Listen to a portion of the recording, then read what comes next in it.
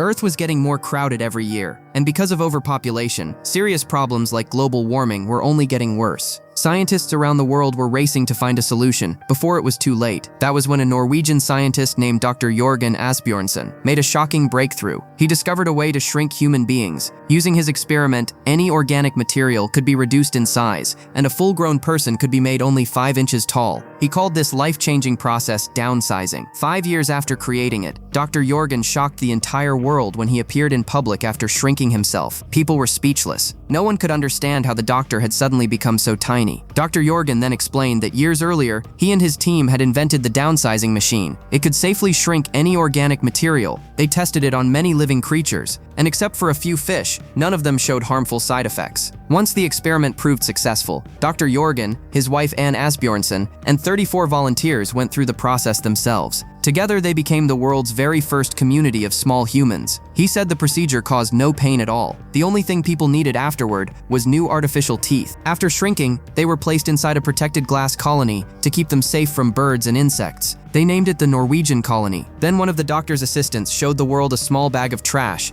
and explained that this was all the waste their colony had produced in 4 years. A normal-sized human could create that much garbage in just 1 day. Soon, members of the colony were brought out and placed on a tiny table for everyone to see. The crowd could hardly believe their eyes. Among them was a woman who had already become a mother, and her baby son was named Little Ronnie because he was the smallest baby in the world. News of downsizing spread everywhere, and people praised Dr. Jørgen as a genius. Many believed that if humans became smaller, pollution would drop, resources would last longer, and global warming could slowly be reversed. 10 years later, we met Paul Safranek and his wife Audrey Safranek. They lived in Omaha. Paul worked in a factory as an occupational therapist, while Audrey worked at a grocery store. But with prices rising every year, the two of them still couldn't build the life they dreamed of. One day, at a college reunion party, they ran into their old friends Dave Johnson and Carol Johnson. The couple had already downsized themselves because of financial struggles, and now they were living an easy, luxurious life. Since they were tiny, their money went much further, and they could afford things normal people only dreamed about. Dave told Paul, "I used to think people downsized to save the planet. But honestly, most people do it to improve their own lives. Once you're small, expensive houses feel almost free, and money stops being a problem. If I were you, I'd do it too. You should move to Leisureland. It has everything small people need." Carol also explained all the benefits to Audrey. Audrey had wanted to own a home for years, but they never had enough money. After thinking it over, Paul and Audrey finally made a huge decision. They would downsize themselves and move to Leisureland. When they arrived, a homeowner named Jeff Lanowski showed them beautiful tiny houses that cost almost nothing. After seeing the comfort and luxury there, Paul and Audrey were fully convinced. So they sold their house, their belongings, and everything they owned to prepare for a fresh start. After selling it all, they had around $150,000, which would feel like millions once they became small. Paul and Audrey were beyond excited. Without wasting any time, they even rented a bungalow and signed up for the downsizing procedure. Before it began, their statements were recorded so they couldn't later claim they didn't understand the risks. An employee told them, "You both understand that once downsized, your bodies will stay permanently small, and there is no way to return to normal size. The procedure is considered safe, but if anything goes wrong and you die during the process, you alone are responsible. Do you still wish to continue?" Hearing the word death terrified them both. But after gathering their courage, they agreed to move forward. They were then separated for the procedure. Every hair on Paul's body was shaved off. He was put under anesthesia, and all of his damaged teeth were removed. Many other people were there too, and their teeth had also been pulled out. During the downsizing process, chemicals could react dangerously with natural teeth, and in some cases,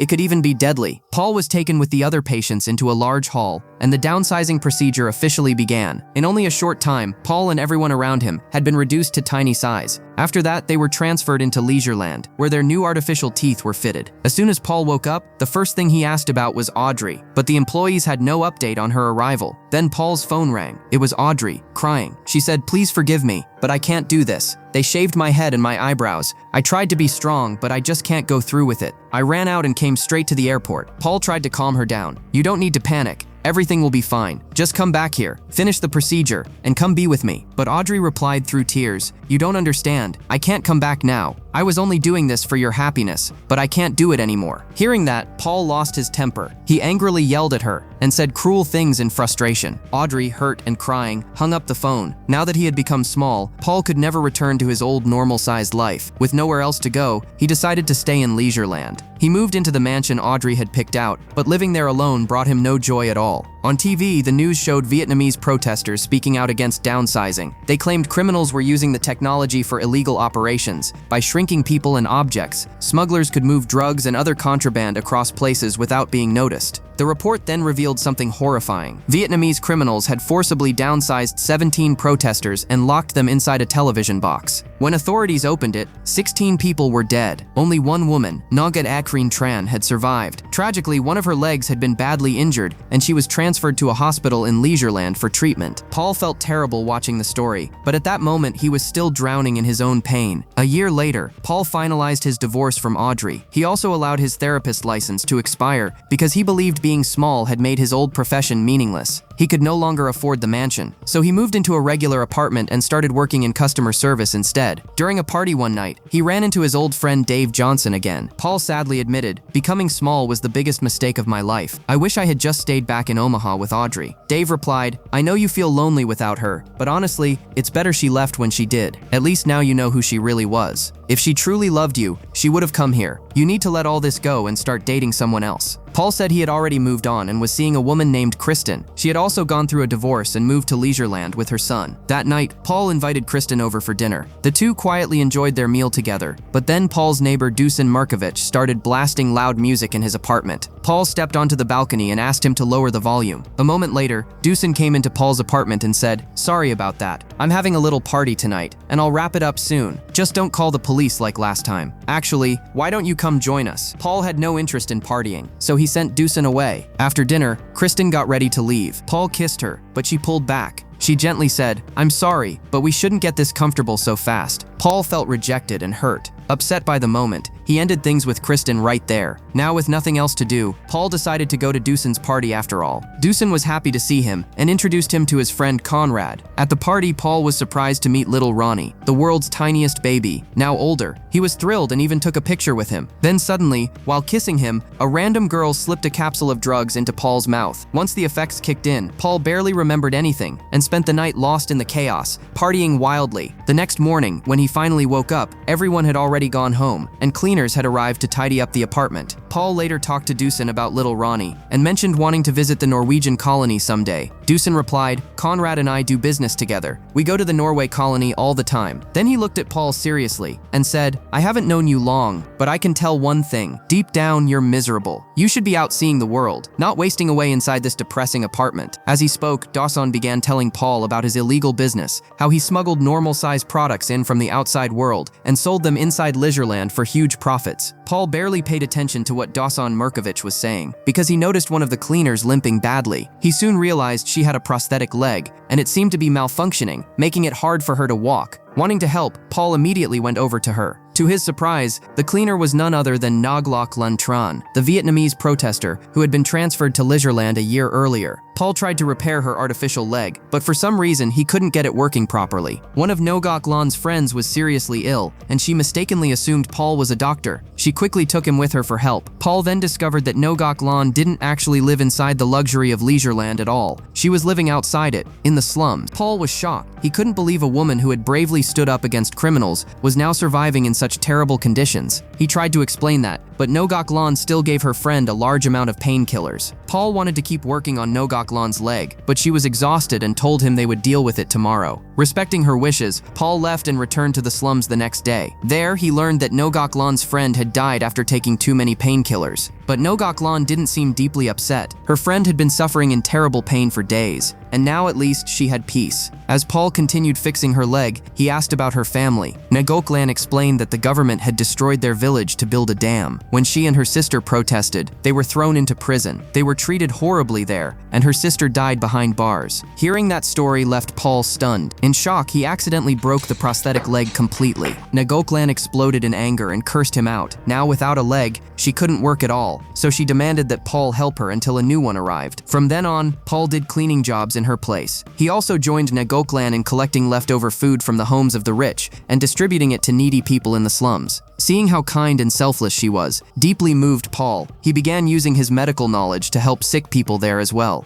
A few days later, they went back to clean Dusan's apartment. Dusan hated seeing Paul living like this and tried to pull him away from Noglan's influence. He told her, "Conrad and I are going to the Norwegian colony for business, and we need Paul's help. He'll be staying with us for a few days." Noglan calmly replied, "If that's the case, then I'm coming too. Dr. Jorgen Asbjornsen has been inviting me there for a long time." Paul and Dusan were both stunned. Neither of them could understand why the creator of Downsizing would want to meet Noglan Bras. Noglan then explained, "During the protests, I received many letters. Dr. Jorgen sent me one too. In it, he invited me to come meet him at the Norwegian colony." As she said this, tears filled her eyes. Dusan had no choice now, so he took Paul and Noglan aboard Conrad's ship, and they headed toward the Norwegian colony. Behind them, the ship was also carrying large amounts of food and supplies. Soon, Dr. Jorgen and his wife Anne Asbjornsen came aboard the ship as well. Paul was thrilled to finally meet them. Dr. Jorgen then spoke to Nucleolan and said, "When I learned that my experiment had caused suffering in Vietnam, I felt terrible, but I cannot change the mindset of the whole world by myself. I believe downsizing would transform humanity and help people save the environment. But humans are selfish. They are using it only for their own benefit." Anne added, "Ever since we learned about the methane gas being released from Antarctica, he has not been at peace. He can't sleep at night because the end of the world is now much closer than people realize. As more methane is released, the ice in Antarctica will melt. Global warming will accelerate, and Earth will be devastated." Jorgen continued, "At first, we didn't want to believe it either, but after consulting climatologists, bacteriologists, physicists, and even 26 Nobel Prize winners, we found only one answer. Soon, Homo sapiens will disappear from Earth. It doesn't matter how the end comes. It could be environmental disaster, pandemic disease, poisoned air and water, or all of them at once. But soon, human life, along with many other species, will be wiped away." Jorgen sadly replied, "Only 3% of the world has downsized so far, and humanity waited far too long to act. With so little time left, we cannot stop what is coming. It is tragic that despite having the sharpest minds of all species, Homo sapiens may not survive even 200,000 years on Earth." Hearing all of this filled Paul with regret, but by now, there was nothing anyone could do to stop what was coming. That night, before going to sleep, Paul gently applied medicine to Nugok Lantran's injured leg. In that quiet moment, emotions they had both been holding back finally surfaced, and the two of them grew closer. The very next day, they arrived at the Norwegian colony. Paul and Nugok Lan were amazed by the place. Unlike Leisureland, there were no giant walls, no borders, and no artificial nets covering the sky. It felt open, peaceful, and free. A woman named Solveig said she had seen Paul in a dream, so she took him and Nugok Lan to see a secret tunnel. She explained, "Since the beginning of Downsizing, we have been working on this project. To survive future disasters, we built a vault deep underground. This tunnel stretches nearly a mile and leads into a protected chamber inside Earth's lithosphere. There, we can grow crops and continue life just as people do on the surface. We can create electricity using geothermal energy. We also have machines that can produce oxygen, clean water, and artificial sunlight. With these systems, we can live inside the vault for 8,000 years without trouble. And once Earth's surface becomes safe again, our descendants can return and live above ground once more." Hearing about the vault left Paul speechless. He was stunned and strangely excited. Then Dr. Jorgen Asbjornsen said, "Like all of you, I am sad to leave this colony behind. But for Earth's future, this sacrifice must be made. We may never see the planet healed ourselves, but because of this small sacrifice, future generations may one day live safely on the surface again. I do not want to force anyone. The choice is yours. You may come to the vault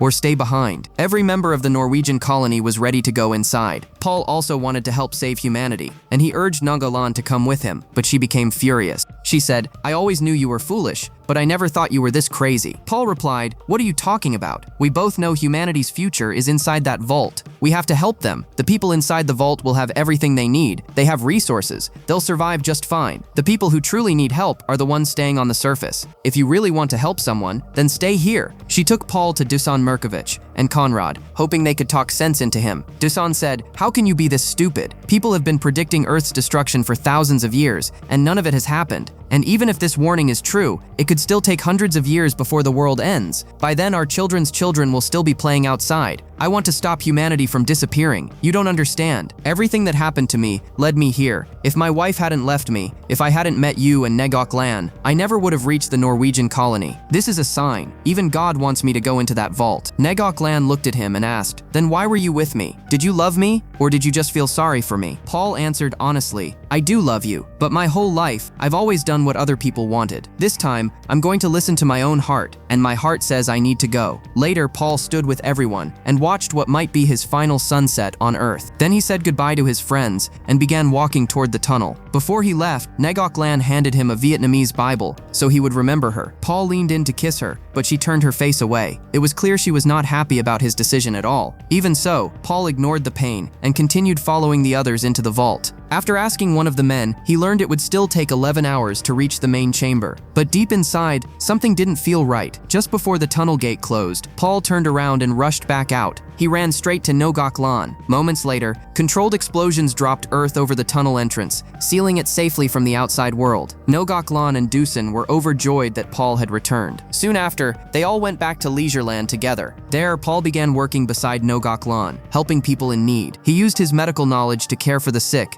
and help distribute food to the poor. If you enjoyed this movie recap, check out the next video on your screen right now.